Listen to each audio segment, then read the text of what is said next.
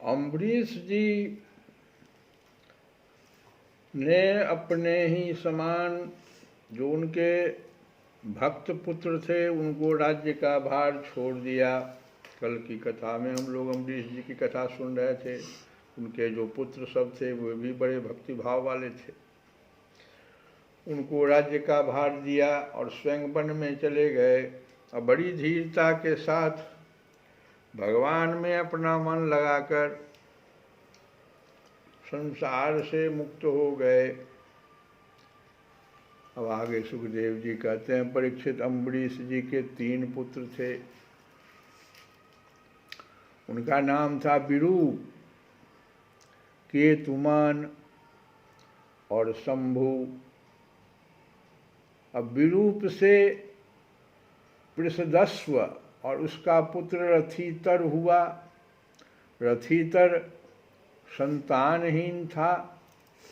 वंश परंपरा की रक्षा के लिए उसने अंगिरा ऋषि से प्रार्थना की। उन्होंने उसकी पत्नी से ब्रह्मतेज से संपन्न कई पुत्र उत्पन्न किए। यद्यपि ये सब रथितर की भार्या से उत्पन्न हुए थे, इसलिए इनका गोत्र वही होना चाहिए था जो रथितर का था, फिर भी वे आंगिरस ही कहलाए। ये ही रथितर वंशियों के प्रबल कुल में सर्वश्रेष्ठ पुरुष को कहा जाता है। रथितर वंशियों के जो प्रवर कहलाए, क्योंकि ये क्षत्रोपेत ब्राह्मण थे।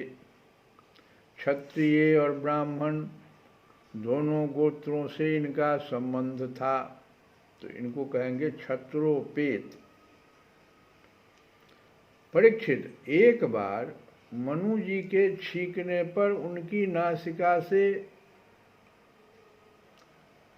इक्ष्वाकु नाम का पुत्र उत्पन्न हुआ। मनु जी के छींकने पर हुआ, नासिका से। इक्ष्वाकु के 100 पुत्र थे। उनमें सबसे बड़े 3 थे, विकुक्षी, निमि और दंडक। परीक्षित, उनसे छोटे 25 पुत्र आर्यावर्त के पूरब भाग के और 25 पश्चिम भाग में तथा उपर्युक्त 3 मध्य भाग के अधिपति हुए। शेष 47 दक्षिण आदि अन्य प्रांतों के अधिपति हुए। इक्ष्वाकु के 100 पुत्र हुए। तो जो सबसे बड़े 3 थे और जो उनसे छोटे 25 तो पूरब भाग में चले गए, 25 पश्चिम भाग में, और ये जो ऊपर वाले 3 थे वो मध्य भाग के। अब बच गए 47, तो वो दक्षिण आदि अन्य प्रांतों के अधिपति हुए। एक बार राजा इक्ष्वाकु ने अष्टका श्राद्ध के समय अपने बड़े पुत्र को आज्ञा दी कि विकुक्षे शीघ्र ही जाकर श्राद्ध के योग्य पवित्र पशुओं का मांस लाओ। वीर विकुक्षी ने बहुत अच्छा कहकर वन की यात्रा की। वहाँ उसने श्राद्ध के योग्य बहुत से पशुओं का शिकार किया। वह थक तो गया ही था, भूख भी लग आई थी, इसीलिए यह बात भूल गया कि श्राद्ध के लिए मारे हुए पशु को स्वयं न खाना चाहिए। उसने एक खरगोश खा लिया।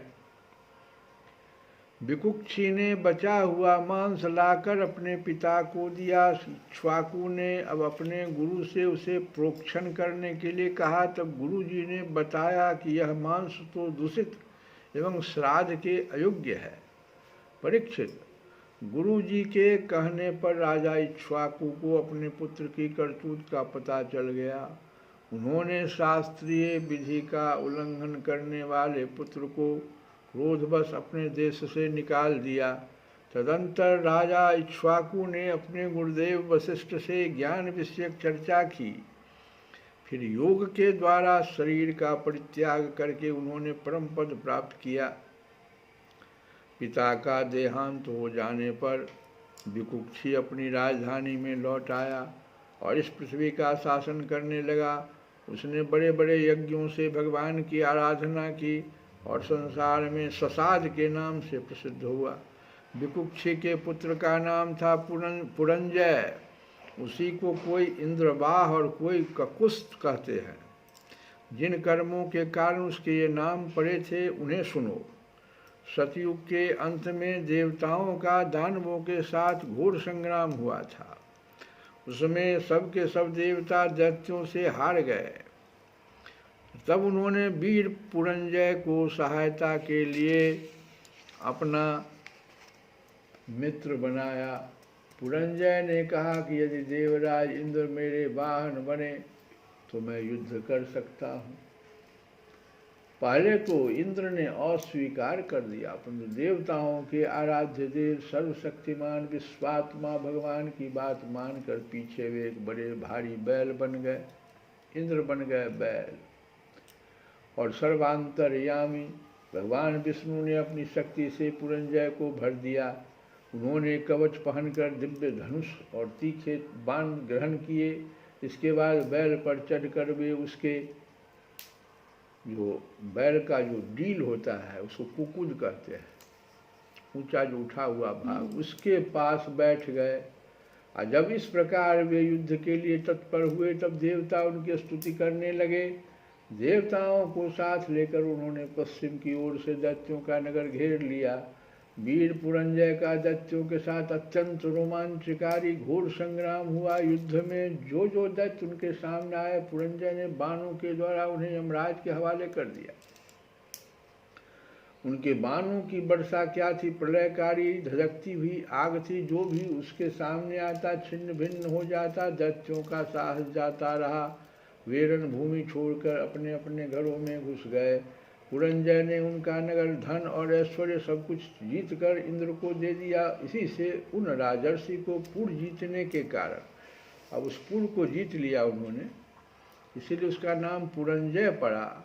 और इंद्र को जो वाहन बना ले लिए, बैल बना दिए, तो इसलिए उनका नाम इंद्रवाह पड़ा। और बैल के कुक्कुद पर जो बैठ गए उसके कारण उनका नाम ककुस कहा जाता है। पुरंजय का पुत्र था अनेना, उसका पुत्र ही पृथु हुआ। और पृथु के विश्वरंधी, उसके चंद, और चंद्र के युवनाश्व के पुत्र हुए सावस्त, जिन्होंने सावस्तीपुरी बसाई। सावस्त के बृहस्व और उसके कुवलयाश्व हुए। ये बड़े बली थे। इन्होंने उतंक ऋषि को प्रसन्न करने के लिए अपने 21,000 पुत्रों को साथ लेकर धुंधु नामक दैत्य का वध किया। इसी से उनका नाम हुआ धुंधुमार। धुंधु दैत्य के मुख की आग से उनके सब पुत्र जल गए, केवल 3 ही बचे रहे। परीक्षित बचे हुए पुत्रों के नाम थे दृढ़ाश्व, कपिलाश्व और भद्राश्व। दृढ़ाश्व से हर्यश्व और उससे निकुंभ का जन्म हुआ। निकुंभ के वर्णाश्व और उसके कृशाश्व के सेनजित और सेनजित के युवनाश्व नामक पुत्र हुआ। युवनाश्व संतान ही था, इसलिए वह बहुत दुखी होकर अपनी 100 स्त्रियों के साथ वन में चला गया। वहाँ ऋषियों ने बड़ी कृपा करके युवनाश्व से पुत्र प्राप्ति के लिए बड़ी एकाग्रता के साथ इंद्र देवता का यज्ञ कराया। एक दिन राजा युवनाश्व को रात्रि के समय बड़ी प्यास लगी। वह यज्ञशाला में गया, किंतु वहाँ देखा कि ऋषि लोग तो सो रहे हैं। तब जल मिलने का कोई और उपाय न देख उसने वह मंत्र से अभिमंत्रित जल ही पी लिया। परीक्षित, जब प्रातः काल ऋषि लोग सोकर उठे और उन्होंने देखा कि कलश में तो जल ही नहीं है, तब उन लोगों ने पूछा कि यह किसका काम है, पुत्र उत्पन्न करने वाला जल किसने पी लिया। अंत में जब उन्हें यह मालूम हुआ कि भगवान की प्रेरणा से राजा युवनाश्व ने ही उस जल को पी लिया है, तो उन लोगों ने भगवान के चरणों में नमस्कार किया और कहा, धन्य है भगवान का बल ही वास्तव में बल है। इसके बाद प्रसव का समय आने पर युवनाश्व की दाहिनी कोख फाड़ कर उसके एक चक्रवर्ती पुत्र उत्पन्न हुआ। उसे रोते देख ऋषियों ने कहा, यह बालक दूध के लिए बहुत रो रहा है, अतः किसका दूध पिएगा। तब इंद्र ने कहा, मेरा पिएगा। तो माँ धाता नाम, मेरा पिएगा, माँ धाता, बेटा तू रो मत, यह कहकर इंद्र ने अपना तर्जनी अंगुली उसके मुंह में डाल दी। ब्राह्मण और देवताओं के प्रसाद से उस बालक के पिता योनास्व की भी मृत्यु नहीं हुई और वह वही तपस्या करके मुक्त हो गया। परीक्षित, इंद्र ने उस बालक का नाम क्या रखा? तो त्रसदस्य, क्योंकि रावण आदि लुटेरे जो थे उससे उद्विग्न एवं भयभीत रहते थे, तो त्रस्तदस्यु नाम पड़ गया। उसको त्रस्त करता था, सबको डराता था। रावण वगैरह उस समय थे। तो योनाश्व के पुत्र मानधाता चक्रवर्ती राजा हुए। अब भगवान के तेज से तेजस्वी होकर उन्होंने अकेले ही 7 द्वीप वाली पृथ्वी का शासन किया। वे यद्यपि आत्मज्ञानी थे, उन्हें कर्मकांड की कोई विशेष आवश्यकता नहीं थी, फिर भी उन्होंने बड़ी बड़ी दक्षिणा वाले यज्ञों से उन यज्ञ स्वरूप प्रभु की आराधना की, जो स्वयं प्रकाश, सर्वदेव स्वरूप, सर्वात्मा एवं इंद्रियातीत हैं। भगवान के अतिरिक्त और है ही क्या? यज्ञ की सामग्री, मंत्र, विधि विधान, यज्ञ यजमान, ऋत्विज, धर्म, देश और काल, यह सब का सब भगवान का ही स्वरूप तो है। परीक्षित, जहाँ से सूर्य का उदय होता है और जहाँ वे अस्त होते हैं, वह सारा का सारा भूभाग योनाश्व के पुत्र मानधाता के ही अधिकार में आता। राजा मानधाता की पत्नी ससबिंदु की पुत्री बिंदुमती थी। उसके गर्भ से उनके 3 पुत्र हुए, पुरुकुस और अम्बरीश, ये दूसरे अम्बरीश हैं, और योगी मुचकुंद। इनकी 50 बहनें थी। उन 50 ने अकेले सौभरी ऋषि को पति के रूप में वर्ण किया। परम तपस्वी सौभरी जी एक बार यमुना जल में डुबकी लगाकर तपस्या कर रहे थे। वहाँ उन्होंने देखा एक मत्स्य राज अपनी पत्नियों के साथ बहुत सुखी हो रहा है। उसके इस सुख को देखकर ब्राह्मण सौभरी के मन में भी विवाह करने की इच्छा जग उठी और उन्होंने राजा मानधाता के पास आकर उनकी 50 कन्याओं में से एक कन्या मांगी। राजा ने कहा, ब्राह्मण कन्या स्वयंवर में आपको चुन लें तो आप उसे ले लीजिए। सौभरी ऋषि राजा मानधाता का अभिप्राय समझ गए। उन्होंने सोचा कि राजा ने इसलिए मुझे ऐसा सूखा जवाब दिया कि अब मैं बूढ़ा हो गया हूँ, शरीर में झुर्रियाँ पड़ गई है, बाल पक गए हैं और सिर कांपने लगा है। अब कोई स्त्री मुझसे प्रेम नहीं कर सकती। अच्छी बात है, मैं अपने को ऐसा सुंदर बनाऊंगा कि राजकन्याएं तो क्या देवांगनाएं भी मेरे लिए लालायित हो जाएगी। ऐसा सोचकर समर्थ सौभरी जी ने वैसा ही किया। फिर क्या था, अंतःपुर के रक्षक ने सौभरी मुनि को कन्याओं के सजे सजाए महल में पहुंचा दिया। फिर तो उन 50 राजकन्याओं ने एक सौभरी को ही अपना पति चुन लिया। उन कन्याओं का मन सौभरी जी ने में इस प्रकार आसक्त हो गया कि वे उनके लिए आपस के प्रेम भाव की वो तिलांजलि देकर परस्पर कलह करने लगी और एक दूसरों से कहने लगी कि ये तुम्हारे योग्य नहीं, मेरे योग्य है। ऋग्वेदी सौभरी ने उन सबों का पानी ग्रहण कर लिया। वे अपनी अपार तपस्या के प्रभाव से बहुमूल्य सामग्रियों से सुसज्जित अनेकों उपवनों और निर्मल जल से परिपूर्ण सरोवरों से युक्त एवं सौगंधिक पुष्पों के बगीचों से घिरे महलों में बहुमूल्य शैया, आसन, वस्त्र, आभूषण, स्नान, अनुलेपन, सुस्वादु भोजन और पुष्पमालाओं के द्वारा अपनी पत्नियों के साथ विहार करने लगे। सुंदर सुंदर वस्त्राभूषण धारण किए स्त्री पुरुष सर्वदा उनकी सेवा में लगे रहते। कहीं पक्षी चहकते रहते तो कहीं भौरे गुंजार करते रहते और कहीं कहीं बंदीजन उनकी बिरदावली का बखान करते रहते। सप्तद्वीपवती पृथ्वी के स्वामी मानधाता सौभर जी की इस गृहस्थी का सुख देखकर आश्चर्यचकित हो गए। उनका यह गर्व कि मैं सार्वभौम संपत्ति का स्वामी हूँ जाता रहा। इस प्रकार सौभर जी गृहस्थी के सुख में रम गए और अपनी निरोग इंद्रियों से अनेकों विषयों का सेवन करते रहे। फिर भी जैसे घी की बूंदों से आग तृप्त नहीं होती, वैसे ही उन्हें संतोष नहीं हुआ। इस पूरे कथा से यही समझ में आया कि भोग से यह इंद्रियां तृप्त नहीं होती है। तो ऋग्वेदाचार्य सौभरी जी अब बड़े भारी विद्वान थे, ऋग्वेदाचार्य थे। तो सौभरी जी एक दिन स्वस्थ चित्त से बैठे हुए थे। उस समय उन्होंने देखा कि मत्स्य राज के क्षण भर के संग से मैं किस प्रकार अपनी तपस्या तथा अपना आपा तक खो बैठा।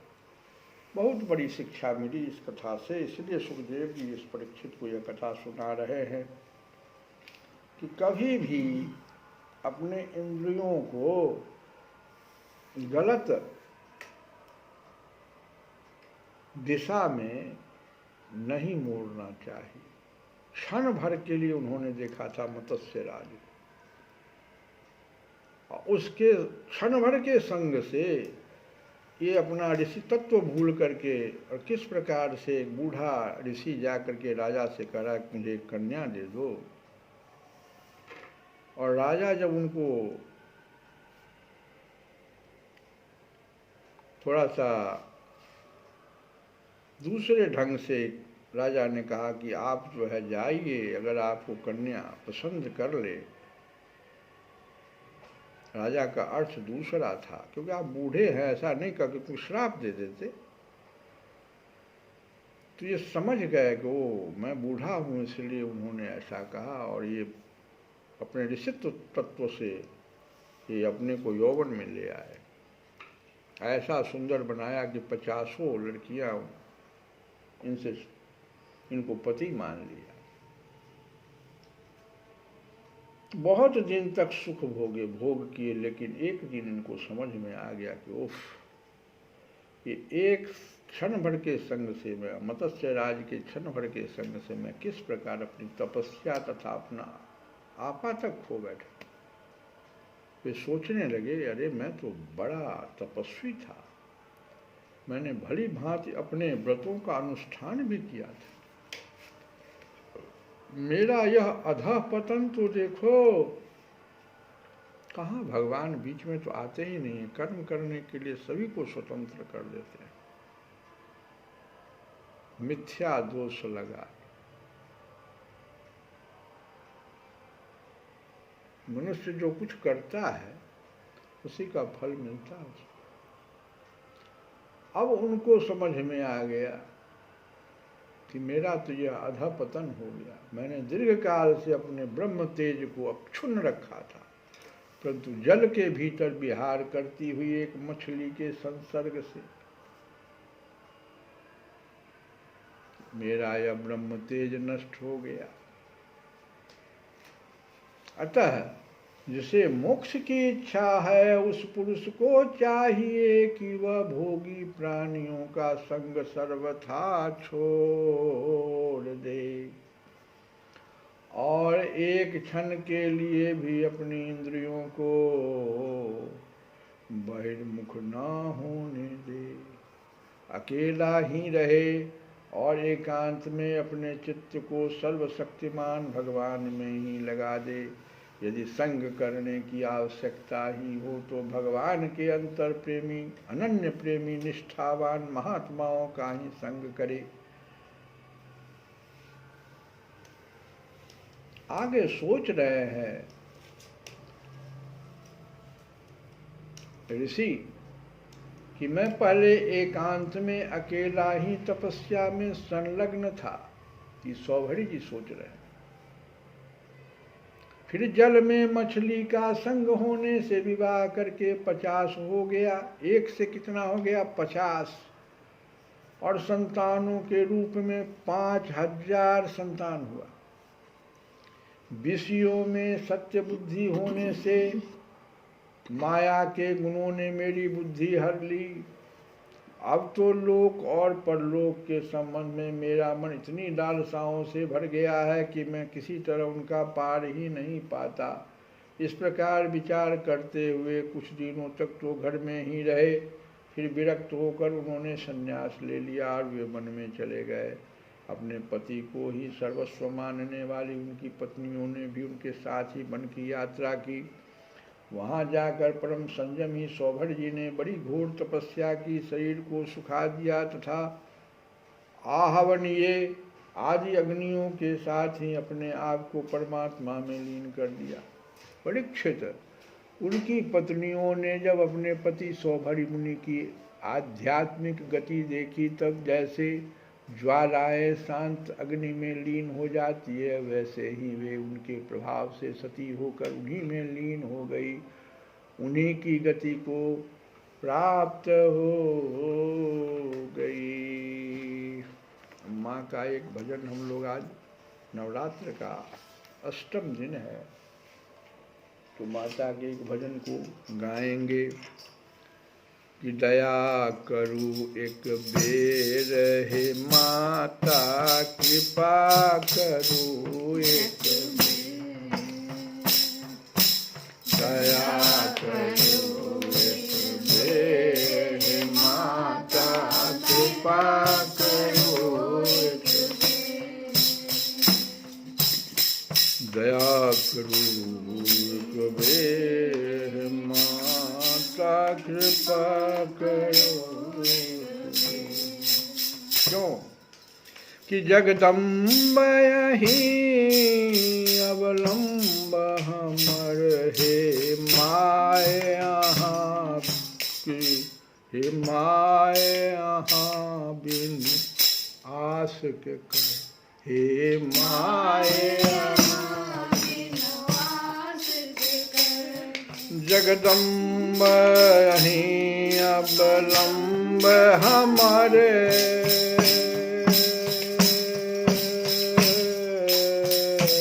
अवलंब हमारे, अवलंब हमारे, अवलंब अवलंब हमारे, जगदम्ब यहीं अवलंब हमर हे माय यहाँ बिनु आस के कर, हे माय यहाँ बिनु आस के कर, हे माय यहाँ बिनु आस के कर, हे माय यहाँ बिनु आस के कर, जमाए यहाँ दुख नहीं सुनबई,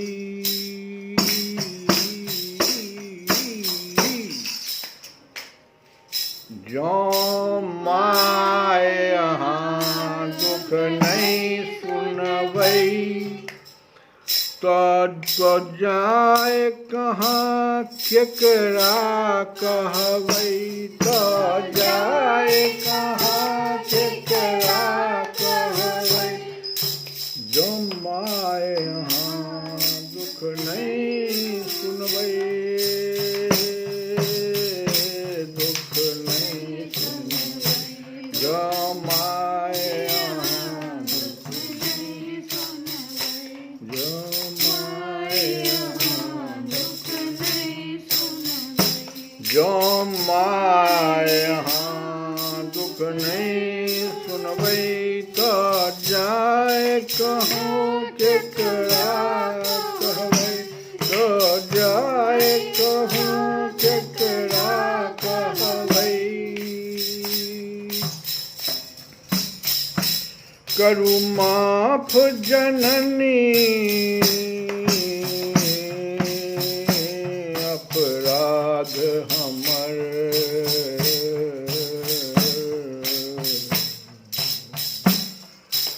अपराध हमारे करु माफ जननी अपराध हमारे करु माफ जननी अपराध हमारे माया बिनु आस चित हे माया बिनु आस चित हे माया बिनु आस चित जगदम्ब यहीं अवलंब अमर हे माया बिनु आस चित हे माया बिनु आस चित हे दया करो एक बेर हे माता दया करो एक बेर दया करो एक बेर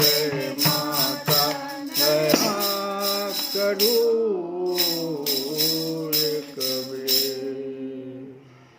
श्री कृष्ण गोविंद हरे मुरारे हे नाथ नारायण वासुदेव।